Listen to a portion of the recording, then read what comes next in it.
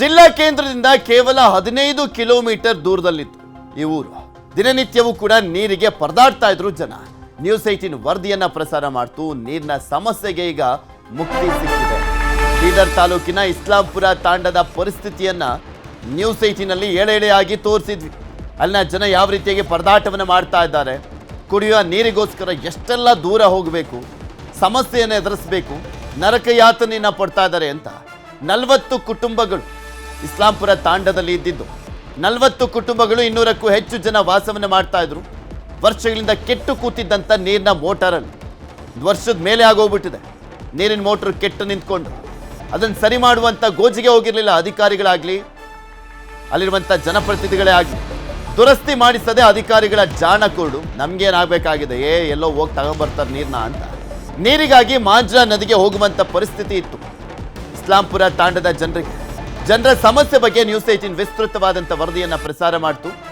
December 10ರಂದು ವರದಿಯನ್ನ ಮಾಡಿತ್ತು news 18 Kannada. News 18 ವರದಿ ಬೆನ್ನಲ್ಲೇ ಅಧಿಕಾರಿಗಳು ದೌಡಾಯಿಸಿದ್ದಾರೆ. ಜನರ ಸಮಸ್ಯೆಗಳನ್ನು ಖುದ್ದು ಆಲಿಸಿರುವಂಥದ್ದು ಅಧಿಕಾರಿಗಳು.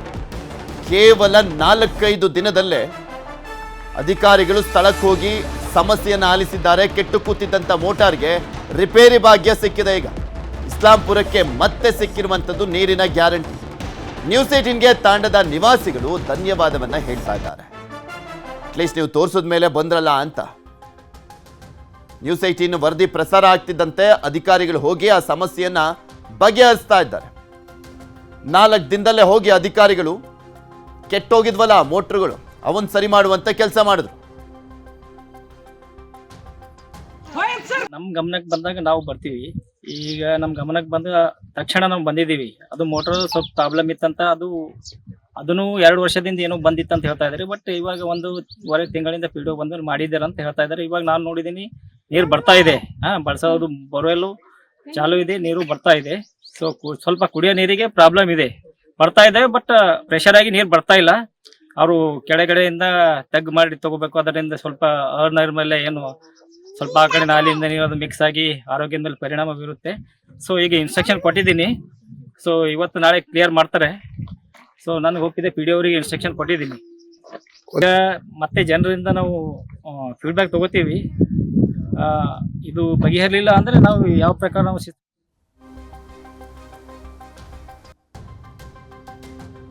ಇದ್ರ ಬಗ್ಗೆ ಇನ್ನಷ್ಟು ಮಾಹಿತಿಯನ್ನು ಕೊಡ್ತಾ ಹೋಗ್ತಾರೆ ನಮ್ಮ ಬೀದರ್ನ ಪ್ರತಿನಿಧಿ ದುರ್ಗಪ್ಪ. ನಮ್ಮ ಜೊತೆ ದೂರವಾಣಿ ಸಂಪರ್ಕದಲ್ಲಿ ಜಾಯ್ನ್ ಆಗಿದ್ದಾರೆ. ದುರ್ಗಪ್ಪ, ಫೈನಲಿ ಪಾಪ ಅಲ್ಲಿನ ಜನ ನಿಟ್ಟುಸಿರನ್ನ ಬಿಡುವಂತಾಯ್ತು. ನಮ್ಮ ವರದಿ ಪ್ರಸಾರ ಆದ ಬಳಿಕ ಅಧಿಕಾರಿಗಳು ಯಾವ ರೀತಿಯಾಗಿ ಸ್ಪಂದಿಸಿದ್ದಾರೆ? ಈಗ ನೀರು ಸರಿಯಾಗಿ ಸಿಗ್ತಾ ಇದೆಯಾ ಅಲ್ಲಿನ ಜನಕ್ಕೆ? ಪೃಥ್ವಿರಾಜ್, ಏನು ಈ ಬೀದರ್ ತಾಲೂಕಿನ ಕೇಂದ್ರದಿಂದ ಕೇವಲ 15 ಕಿಲೋಮೀಟರ್ ದೂರದಲ್ಲಿರ್ತಕ್ಕಂಥ ಇಸ್ಲಾಂಪುರ ತಾಂಡದಲ್ಲಿ ಏನು ಕುಡಿಯುವ ನೀರು ಮತ್ತು ಬಳಸೋಕೆ ನೀರಿನ ಸಮಸ್ಯೆ ಇತ್ತು. ಇನ್ನು ಪಕ್ಕದಲ್ಲೇ ಮಾಂಜ್ರಾ ನದಿ ಹರಿತಾ ಇದ್ರೂ ಕೂಡ ನೀರಿಗಾಗಿ ಪರದಾಡುವಂತ ಪರಿಸ್ಥಿತಿ ಇತ್ತು. ಈ ಬಗ್ಗೆ ಡಿಸೆಂಬರ್ 10ನೇ ನ್ಯೂಸ್ 18 ನಿರಂತರವಾಗಿ ವರದಿ ಮಾಡುತ್ತೆ. ವರದಿ ಬಳಿಕ ಎಚ್ಚೆತ್ತುಕೊಂಡಂತ ತಾಲೂಕು ಪಂಚಾಯತಿ ಅಧಿಕಾರಿಗಳು ಮತ್ತು ಗ್ರಾಮ ಪಂಚಾಯತಿ ಅಧಿಕಾರಿಗಳು ಇಸ್ಲಾಂಪುರ ತಾಂಡಕ್ಕೆ ನಿನ್ನೆ ಅಷ್ಟೇ ಭೇಟಿ ನೀಡಿ ಅಲ್ಲಿನ ಗ್ರಾಮಸ್ಥರ ಒಂದು ನೀರಿನ ಸಮಸ್ಯೆಯನ್ನ ಆಲಿಸಿ ಆ ಒಂದು ನೀರಿನ ಸಮಸ್ಯೆಯನ್ನ ಬಗೆಹರಿಸುವ ನಿಟ್ಟಿನಲ್ಲಿ ಪ್ರಾಮಾಣಿಕವಾಗಿ ಪ್ರಯತ್ನ ಮಾಡಿರ್ತಕ್ಕಂಥದ್ದು. ಏನು ಕಳೆದ ಹಲವು ದಿನ ಮೋಟರ್ ರಿಪೇರಿಯಲ್ಲಿ ಇತ್ತು. ಆ ರಿಪೇರಿಯಲ್ಲಿರ್ತಕ್ಕಂಥ ಮೋಟರ್ ಅನ್ನ ಗ್ರಾಮ ಪಂಚಾಯತಿ ಅಧಿಕಾರಿಗಳ ಗಮನಕ್ಕೆ ತಂದರೂ ಕೂಡ ದುರಸ್ತಿ ಮಾಡಿರುವಂತ ಕಾರ್ಯಕ್ಕೆ ಮುಂದಾಗಿರ್ಲಿಲ್ಲ.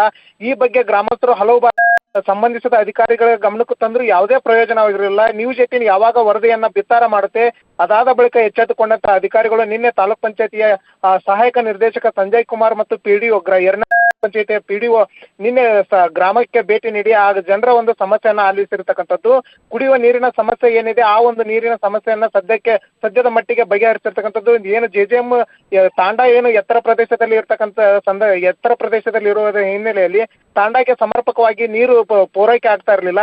ಹೀಗಾಗಿ ಏನು ಇಸ್ಲಾಂಪುರ್ ಗ್ರಾಮಕ್ಕೆ ಏನು ಅರ್ಧ ಗಂಟೆ ಅಲ್ಲಿ ಬಂದ್ ಮಾಡಿ ಒಂದು ತಾಂಡಾಗೆ ಹೆಚ್ಚಿನ ಸಮರ್ಪಕ ನೀರನ್ನ ಒದಗಿಸಬೇಕು ಅನ್ನೋ ಒಂದು ಸೂಚನೆಯನ್ನ ಏನು ಪಿಡಿಒಗೆ ತಾಲೂಕ್ ಪಂಚಾಯತಿ ಸಹಾಯಕ ನಿರ್ದೇಶಕರು ಕೊಟ್ಟಿರ್ತಕ್ಕಂಥದ್ದು. ಮತ್ತೆ ಗ್ರಾಮಸ್ಥರು ಕೂಡ ಈ ಸಂದರ್ಭದಲ್ಲಿ ಏನು ಕುಡಿಯುವ ನೀರಿನ ಸಮಸ್ಯೆ ಸಾಕಷ್ಟಿದೆ, ನಮಗೆ ಆ ಕುಡಿಯುವ ನೀರಿನ ಸಲುವಾಗಿ ಶುದ್ಧ ಕುಡಿಯುವ ನೀರು ಸಿಗ್ತಾ, ನಮಗೆ ಶುದ್ಧ ಕುಡಿಯುವ ನೀರಿನ ಘಟಕನ ಸ್ಥಾಪನೆ ಮಾಡಬೇಕು ಅನ್ನೋ ಒಂದು ಒತ್ತಾಯವನ್ನು ಕೂಡ ಅಧಿಕಾರಿಗಳ ಮುಂದೆ ಇಟ್ಟಿರ್ತಕ್ಕಂಥದ್ದು. ಅದಕ್ಕೆ ಉತ್ತಮವಾಗಿ ಸ್ಪಂದಿಸ್ತಕ್ಕಂಥ ಏನು ತಾಲೂಕ್ ಪಂಚಾಯತಿ ಅಧಿಕಾರಿಗಳು ನಾನು ಈ ಸಂಬಂಧಪಟ್ಟಂತೆ ಹಿರಿಯ ಅಧಿಕಾರಿ ಗಮನಕ್ಕೆ ತಂದು ಶುದ್ಧ ಕುಡಿಯುವ ನೀರು ಪೋಲ್ ಆಗ್ತಾ ಇದ್ದಿದ್ದನ್ನ ನೋಡಿದ್ವಿ. ಅಲ್ಲಿ ಟ್ಯಾಪ್ ಹಾಕಲಾಗಿದೆಯಾ ಅಥವಾ ಜಸ್ಟ್ ಆ ಪೈಪ್ ನ ಹಂಗೆ ಕನೆಕ್ಷನ್ ಕೊಟ್ಬಿಟ್ಟು ಹೋಗಿರುವಂತದ್ದ?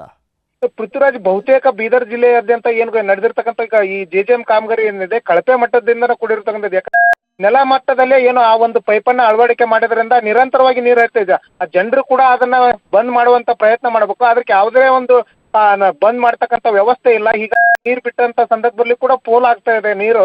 ಆದ್ರೆ ಈಗ ಸದ್ಯ ಅಲ್ಲಿ ನೀರೇ ಬರೋದಿಲ್ಲ. ಹೀಗಾಗಿ ಅದಕ್ಕೆ ಟ್ಯಾಪ್ ಹಾಕ್ತಕ್ಕಂಥ ಕೆಲಸವನ್ನು ಅಲ್ಲಿ ಗ್ರಾಮಸ್ಥರು ಮಾಡ್ತಾ ಇಲ್ಲ. ನೀರು ಬಂದ್ರೆ ಅದನ್ನ ಎಲ್ಲೋ ಒಂದ್ ಕಡೆ ಆ ನೀರು ವೇಸ್ಟ್ ಆಗ್ಲಾರ್ದಂಗೆ ನೋಡ್ಕೊಳ್ತಾರೆ. ಆದ್ರೆ ಗ್ರಾಮ ಪಂಚಾಯತಿ ಅಧಿಕಾರಿಗಳು ನೀರನ್ನೇ ಒದಗಿಸಲಿಕ್ಕೆ ಆಗದಂತ ಸಂದರ್ಭದಲ್ಲಿ ಅದು ಅದ್ರ ಕಡೆನೂ ನೋಡ್ತಕ್ಕಂಥ ಇದನ್ನ ಗೋಜಿಗೆ ಏನು ಜನರು ಹೋಗಿರ್ಲಿಲ್ಲ.